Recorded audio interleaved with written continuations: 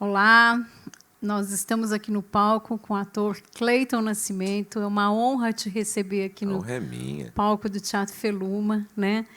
Que integra a mostra, né? A Mostrarte Feluma, que é o nosso projeto incentivado, feito com o patrocínio da Unimed, do Instituto Unimed BH, da Seguros Unimed e também da Feluma, por meio da designação do imposto de renda pela Lei Rouanet, né, a Lei Federal de Incentivo à Cultura. Então, a gente deixa aqui um registro de agradecimento ao Ministério da Cultura, a importância de todo esse fomento, né, na construção e na ampliação do acesso à cultura, né, Cleiton? Eu penso que isso é algo muito importante, né? A gente sabe, você é ator, é produtor, é diretor, é dramaturgo, nós também, e a gente sabe como é difícil fazer isso, né? Fazer cultura no nosso país, né? Então, o apoio, o patrocínio e as leis de fomento, elas são muito importantes, né? A gente, como curadora, né? Eu, quando pensei em macacos, lá em 2023, de 22 para 23, na verdade, o objetivo foi trazer essa temática que é tão necessária, obrigatória, né? Essa desconstrução, né, de uma sociedade que tem um racismo estrutural profundo, negado durante muitas gerações, né? Completamente negado. Você falou algo há pouco, numa conversa anterior, que eu espero que vocês assistam, sobre o se cuidar, né? Sobre a importância que a psicanálise teve para você, inclusive nesse processo, né? Porque aí a gente está aqui numa construção, tentando, por meio desses espaços, construir uma sociedade mais justa, mais integrada, mais saudável, né? E, obviamente, a construção de uma postura verdadeira antirracista, ela é fundamental para todos nós. Isso passa por uma consciência das nossas escolhas, das nossas não escolhas, né? Então, eu queria que você falasse um pouquinho para a gente, como artista e também professor. Educador. Eu vou voltar no início da sua fala, que é da importância dos editais públicos, né? São os editais públicos que permitem que muitas peças existam, que muitos artistas consigam ganhar tempo para poder criar o que precisa, o que eles precisam. Então, eu sou um defensor grandioso dos editais públicos na feitura de arte no Brasil, né? E eu estava falando há pouco tempo agora sobre a importância. Desculpe. Eu estava falando agora sobre a importância da saúde, da gente ter saúde. Porque é isso, a gente é tão testado diariamente nas nossas lutas diárias, né? E eu escrevo Macacos em São Paulo, que eu costumo dizer que é uma cidade que você já acorda atrasado. Você já acordou atrasado em São Paulo. Então, isso faz com que o seu dia seja todo cheio de pressão, de tensão. Então, ao longo dos anos, eu fui sendo convocado a ter que olhar para a qualidade da saúde. Porque também a peça é uma peça que desafia a saúde. Ela é física, ela tem momentos pontuais de se beber água, ela tem momentos pontuais que eu diminuo o ritmo da cena para poder recuperar fôlego, respirando. Mas, ao mesmo tempo, é isso. É conhecer o corpinho, conhecer o diafragma, conseguir disfarçar no diafragma, fazer uma bolsinha de ar interna. É tudo coisinha que a gente vai aprendendo quando a gente trabalha com o corpo. E eu acho que agora, neste ano, o meu lema é a busca da organização, da saúde, da tranquilidade, porque eu não acho que a vida seja só sobre dor. O racismo é muito presente no Brasil, ele é cotidiano, todo dia a gente vê casos de racismo. Macacos está em cartaz, estreia em 2021, se eu não me engano, está em cartaz a peça longa há 4 anos, a peça curta até hoje, lá se vão 10. Então, quer dizer que a sociedade está consumindo o assunto, porque é verdade que o racismo está em voga, mas eu também acho que a gente precisa promover um outro tipo de olhar também, que é falar do que é fato e do que está aí, mas também lembrar de que a gente luta melhor quando a gente luta saudável. Eu estou realmente neste caminho de pesquisa artística. Acho que uma pessoa com a cabecinha boa tem um físico melhor, uma pessoa com um físico melhor está com a cabecinha boa, uma pessoa que bebe água, dorme bem, come bem, escreve melhor. Eu estou nessa... É verdade, as pessoas com mais idade acertaram. Comer bem, dormir cedo faz bem. Cleiton, você é dramaturgo, você é diretor, você é ator, você é produtor. Qual dessas áreas que você se sente mais quentinho? Que pergunta difícil. Eu estou tendo que responder essa pergunta cada vez mais. Olha, se você, vou projetar. Se quando eu tiver 60 anos, você olha para mim e fala: o que você fez esses últimos 20 que se passaram? Eu diria: olha, eu escrevi mais algumas peças. Então, respondendo sua pergunta, eu acho que eu vou seguir escrevendo. Eu vou dirigir, não vou conseguir responder. Eu vou dirigir. Dirigir é uma coisa que eu gosto. Adoro olhar e falar: nossa, eu faria assim. Quero fazer, vamos fazer. Acho que porque eu interpretei Macacos tanto tempo, uma peça tão longa que levou meu físico a um limite, acho que eu vou passar uns anos sem interpretar. Eu vou fazendo um equilíbrio. O que eu mais gosto? Eu gosto de inventar universo. Se eu tiver que escrever, vou ser feliz. Se eu tiver que pegar um universo para dirigir, eu vou ser muito feliz. E se eu tiver que interpretar, também. Mas eu desconfio que eu estou caminhando mais para escrita e direção. Posso estar totalmente errado e dizer assim: Andréia, tem uma peça nova daqui a um mês. Mas é isso. Vendo a sua trajetória, você teve um período da sua vida em que você não fez sucesso. E tem um período da sua vida que você está desfrutando do sucesso, faz a grande diferença. Queria que você fizesse o exercício mental de tirar o sucesso, porque nós, mortais do lado de cá, nós vivemos do que é a regra do teatro. O insucesso é mais comum do que o sucesso. Mas eu vejo em você uma coisa muito interessante, que é a chama e o amor pelo fazer, pelo ofício. E isso não depende do sucesso. Sim. Então, quando eu falou que você vai fazer um retiro, né? Vou sair de cena, né? Eu achei que a sua resposta é ruim a gente fazer pergunta já achando que a resposta vai ser. Eu achei que você ia falar que era ator. Olha lá. De você sair é que me levou. Então, e se você tirar o sucesso, é muito mais difícil a sua resiliência enquanto ator, enquanto homem de teatro, enquanto homem da arte, né? Eu queria, como você viveu as duas coisas, você viveu um período, né, digamos, até equilibrado, né?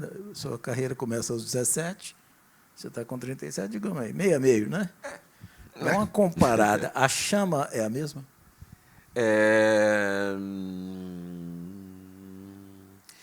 Eu não sabia que isso ia acontecer na minha vida. Não sabia que eu ia escrever uma peça no CRUSP e, bum, a Fernanda Montenegro ia falar que era um fenômeno e ia conhecer o mundo. Eu nunca esperei que isso fosse acontecer. Então, eu sempre tive verve criativa. É muito difícil você tirar o meu desejo de fazer. Por mais que eu esteja, às vezes, muito cansado, quando dá play e abre a cortina, eu venho com as 10 que tá no meu corpo, tá no meu... Eu nunca tive uma energia derrotista, tipo, não vou fazer porque já não vai dar certo. Não, eu já sou o cara que fala: a gente vai fazer 38 mil vezes, até uma vez isso rolar. Claro, é muito mais legal quando você é reconhecido pelo que você criou, o público te encontra e comenta aquelas cenas, fala: caramba, as pessoas estão de olho na minha arte. Mas eu nunca me senti mais fragilizado quando eu estava em busca de onde eu cheguei. Mas uma coisa eu percebo que cobranças que eu tinha lá atrás, necessariamente hoje eu já não tenho tanto, e cobranças que eu tenho hoje já não tinha lá atrás. Então, tem alguns tipos de cobrança, desejos e exigências que dão para o Cleiton de 37 anos que jamais teriam falado para o Cleiton de 27. As coisas mudam. Quando eu estou numa roda e eu vou dar uma opinião de como eu acho que tem que ser a cena, eu percebo todo mundo me ouvindo com uma qualidade que há 10 anos não se ouvia. Ou quando as pessoas me ligam e falam: cara, eu estou pensando em fazer um monólogo, você me ajuda? Olha que loucura, eu procurei tanta gente que não quis ter feito, não pôde, ou não quis ter feito algo comigo há 10 anos. Hoje em dia, elas me procuram para que eu diga o que eu acho sobre a criação delas. Isso me deixa saber que eu estou sendo visto diferente. E isso é um dos efeitos de ter um trabalho reconhecido. Um desses dias aí, eu estava uma questão num trabalho, tentando entender as agendas 1000. E aí, conversando com meu companheiro, eu falei assim, nossa, mas eu acho que eu vou encontrar com esse diretor e eu vou dizer para ele que eu tô entendendo essa agenda e tudo. E eu ouvi, nem sei se ele vai estar contando isso, mas estou contando. E aí eu ouvi meu companheiro falar assim, não diga isso. Você já cresceu muito para chegar num diretor e dizer que você está entendendo a sua agenda. Porte-se como tal, porte-se como grande. Você acabou de ganhar um Grande Otelo. Está falando com um diretor de cinema. Porte-se como o último vencedor do Grande Otelo. Chega lá e conte para ele. Seu projeto muito me interessa e eu quero ficar cada vez mais profundo dentro dele. Só preciso de tempo. Você falou a mesma coisa de um jeito grandioso, frente a frente. Falei, caramba, que legal. Você fica meio instável quando você ouve isso. Mas que legal, porque quer dizer que o meu trabalho me levou a um hoje que não era a postura que eu teria lá atrás. Lá atrás eu diria, eu estou entendendo a minha agenda, eu tenho que ser estagiário, universitário, e fazer uma peça de teatro na madrugada, e chegar aqui no museu que eu trabalhava logo às 8 da manhã. Eu sei, eu estou entendendo. Já não é mais esse Cleiton, já não é mais essa cobrança, já não é mais... Eu percebo as pessoas muito... No último ano, a coisa que eu mais ouço das entrevistas é, e qual que é a sua próxima obra? Ninguém queria saber se eu tinha uma próxima obra. As coisas mudam, e os interesses mudam, os desejos mudam, os personagens mudam. Então, há sim uma evidente mudança de lá para cá, de postura e do que se espera, do que se exigem de mim. Assim. Que bom, né, Cleiton, que é a gente se permitir esse apropriar-se da história, né, da construção mesmo, né? Eu acho que tem uma questão do seu trabalho que é assim fantástica, que é o impacto para o público, né? O impacto nessa identificação, na reflexão. Eu entendo, eu sou psicóloga, né? Eu brinco que depois de 20 anos de UTI eu me dei alta e fui para a arte, que é uma forma ampliada de cuidar. Isso. E é exatamente isso, né? Aquilo que acontece aqui tem um impacto na saúde, na capacidade de reflexão, nos insights, né? E na construção que as pessoas vão fazer com aquilo que elas levam de cada peça, né, de cada espetáculo. Então, eu acho que isso é uma responsabilidade enorme que a gente tem, né, enquanto profissionais de teatro. Sim. E você falou de algo fundamental, que é esse se cuidar, né? Ou seja, quando a gente também tem esse olhar para a própria construção de uma identidade, para essa ampliação, a gente se permite mais, né? Com menos julgamento de N mil coisas. E eu acho que isso nos aproxima de uma humanidade que talvez seja o mais importante que a gente hoje possa cultivar, né? Que é o estar diante das nossas vulnerabilidades, das nossas potências e inspirar, né, quem está aí, né? E eu fico de frente às inseguranças, é natural, a gente faz teatro. Fazer teatro tá muitas vezes inseguro, se não a maioria. Mas aí eu fui olhando que eu fiz um pacote que me dá insegurança de todos os lados, que é, ninguém vai entrar nesse palco durante 3 horas. Meu Deus, ok, eu vou fazer, vou dar conta. Aí é uma peça que é sem camisa. Meu Deus, como é que está meu físico? Eu estou com físico. A gente fica assim, aí começa as preocupações mil. Estou indo numa outra cidade, não conheço o público, a sociedade de lá, eu não sei muito o que aquela sociedade pensa, para eu falar uma peça tão cheia de fatos. Ai, como é que será que vai ser? Muita insegurança mesmo. Só que, ao mesmo tempo, tem uma coisa que essa peça me ensina, que é... Eu falo sobre a vulnerabilidade humana em Macacos. Uhum. E, no fundo, as pessoas... Nós somos seres humanos. Então, se mostrar vulnerável, ou um personagem vulnerável, é mais um ponto de conexão com o público do que um ponto de afastamento, de se repelir, porque todo mundo tem os seus fantasmas e as suas inseguranças. Mas isso, até um ator saca isso, calma, eu vou realmente ter que fazer essa cena e falar isso. Isso leva a trabalho, isso é trabalho. Mas quando acontece, é muito positivo. Por exemplo, às vezes me surpreende eu fazer uma peça como Macacos, que estou fazendo tanto uma defesa da necessidade da vida negra viva, e tem muita gente branca na plateia. Não é o que o Brasil preparou nas últimas décadas para a chegada de hoje, de quem quer falar sobre racismo ou de quem quer ouvir sobre racismo, não é. Então, eu olho e penso, caramba, há um movimento acontecendo, a gente está se fortalecendo enquanto sociedade, enquanto identidade. As pessoas estão sentadas para ouvir uma pesquisa acadêmica de um cara que há 10 anos não queria me ouvir. Então, eu estou encontrando cada vez mais saúde e segurança em fazer esse teatro. Quando, por exemplo, o último episódio que eu escrevi na peça, o último, já tinha estreado, foi em 2023 ou 2024 que essa cena entra, que é a cena que eu conto a minha história. Eu levei quase 10 anos falando, não conta a sua história. É muito ególatra, você já está no monólogo, ainda vai fazer a minha história.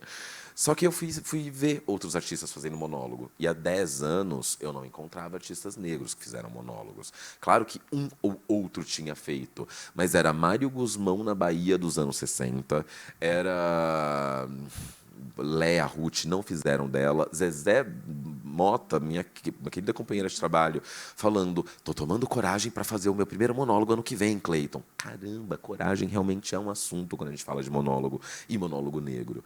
Então, eu fico muito feliz de ver que os tempos estão mudando, os mais monólogos estão aparecendo. Cleiton, com seu monólogo, deixou de ser deboche, começou a virar referência. É um exercício de confiança. E aí eu falo, cara, quer saber? Todos os monólogos brancos que eu fui assistir, que eram o que mais tinham no mercado naquela época, todos eles contaram a sua história pessoal. Foi batata. Inclusive, eu fiz estudo sobre monólogo. Todos contam a sua história pessoal. E aí eu olhei para mim e falei, e é você que está dizendo que não vai contar a sua. Você tem que contar. Você tem que contar. Eles contaram. E estão ganhando prêmio a rodo. Vai contar a sua. Com nome e sobrenome, né? Com o nome e sobrenome de Abdias do Nascimento. Então, é isso. Fazer monólogo é um exercício de coragem, é um exercício de autoencontro, é um exercício de aceitar que vai ter mês que você vai estar com a barriguinha mais assim, mas vai ter outro que vai estar mais assado. A bermudinha, eu falei, cara, você jura que você vai fazer uma peça sem cenário, luzes recortadas, uma bermudinha e sem nada no pé, cara? Você vai? Vão te levar a sério? A gente vai achando coragem técnica, estética nisso, que isso virou piada na peça hoje em dia. Então, eu acho o teatro uma grande escola, um caldeirão que não para de borbulhar, e não é à toa que é por isso que ele tem 7.000 anos. Nunca se esgota. Eu tenho uma teoria em relação a esse seu medo, né? Bermudinha, luz, palco vazio, texto. É porque ali a gente encontra um ser humano. E eu vi pela sua trajetória que hoje é necessário falar do seu assunto, mas que não é o único assunto que você quer falar. Porque nós todos estamos nesse barco da construção do humano. Isso. E nós somos misturados mesmo. Essa separação é uma coisa histórica que a gente espera superar. Então, o que eu vejo, o seu sucesso vem disso aí. O que a gente está vendo ali é um ser humano. É a representação de uma faceta, de uma parte, né, do que é a nossa humanidade, uma parte que a gente, né, tem vergonha até de admitir, né, que acontece, mas a realidade está aí para você colocar um olho, essa é a função da academia. E o que eu acho bacana, e gostaria que você falasse um pouco disso, é como que você consegue fazer esse trânsito do rigor acadêmico, porque a linguagem da academia é uma linguagem rígida. Eu vi o seu cuidado com a pesquisa, né, da fonte originária, a fonte primária, né, esse cuidado, esse rigor técnico, e a arte é o reino da liberdade. Então, como você faz essa transição, né, da academia para os palcos, como é que é viver isso? Eu tenho uma preocupação, e eu sempre tive, assim que eu entrei na USP, eu já ouvi sobre isso, que é... Eu entrei antes das cotas, mas começou a ter aquele questionário socioeconômico. Quem é você? Quantas coisas tem na sua casa? De onde vem seu pai? De onde vem sua mãe? E aí eu percebi, quando eu terminei aquilo, eu falei, caraca, eu não pareço com ninguém dentro dessa USP. Pela minha caminhada e como eu tinha chegado até ali. E aí, assim que a gente entra na universidade, as pessoas mais economicamente instáveis, mais frágeis, vão se encontrando na universidade. Uma das primeiras perguntas é, qual que é a sua pesquisa? Porque é natural que a nossa pesquisa comece a olhar para a sociedade. A gente tem alguma coisa que a gente tem que devolver. De onde a gente sai, eu não posso sair de onde eu saí, vou fazer a grande pesquisa da pele, das lombrigas que existem. E está tudo certo, alguém precisa pesquisar isso, porque tem que trazer saúde para a sociedade.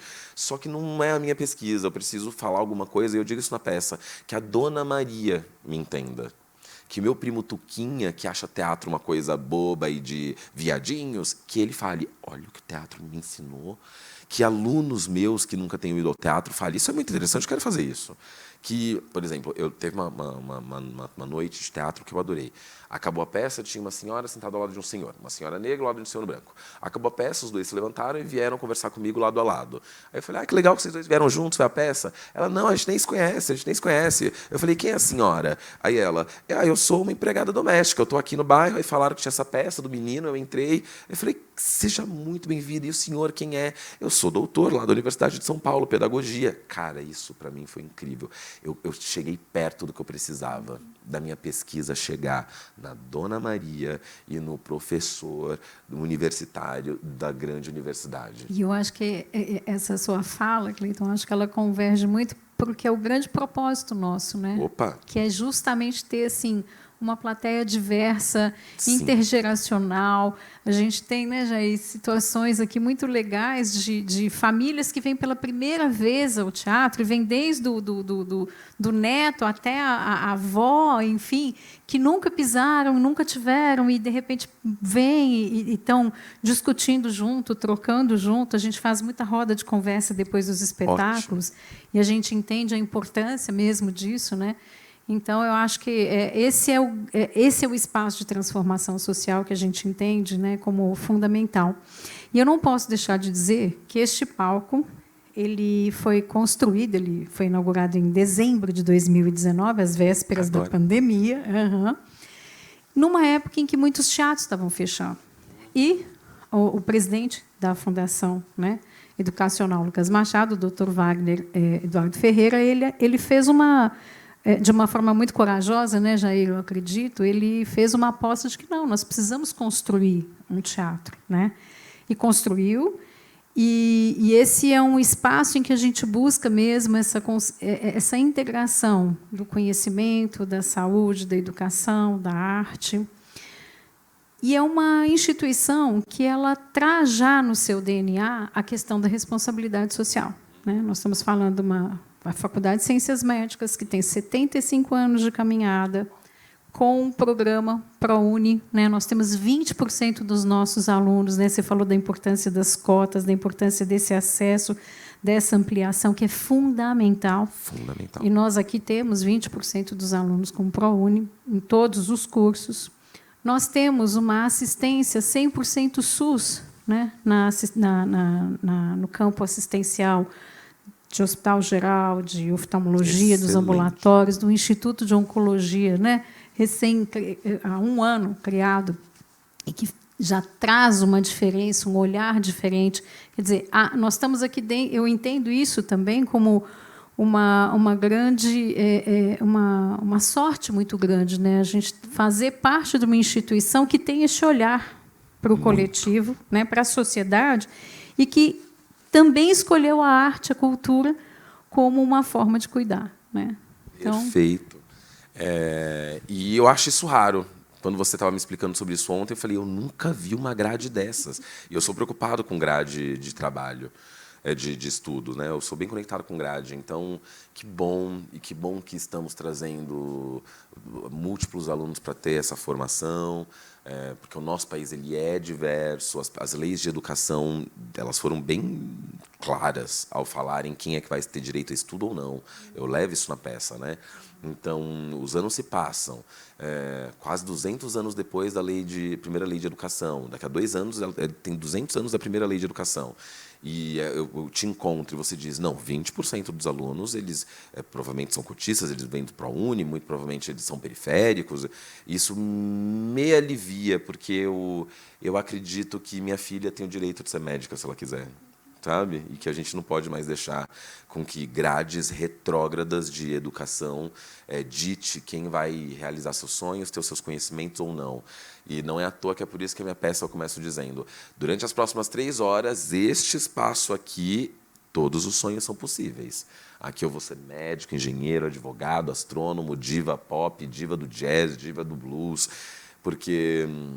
é isso, gente. A arte, a cultura e a educação, elas podem te levar muito longe. E eu estou aqui para não sei se é para comprovar, que é muito forte, mas estou aqui para dizer que... Inspirar, para né? me inspirar. Na minha caminhada, cultura e educação me fortaleceram. Sim, você é um exemplo. Sem dúvida. Obrigada, Cleiton. Valeu! Temos peça daqui a pouco, né? Temos peça, gente. Tchau, tchau. Prazer estar aqui. Obrigado. Tchau, tchau.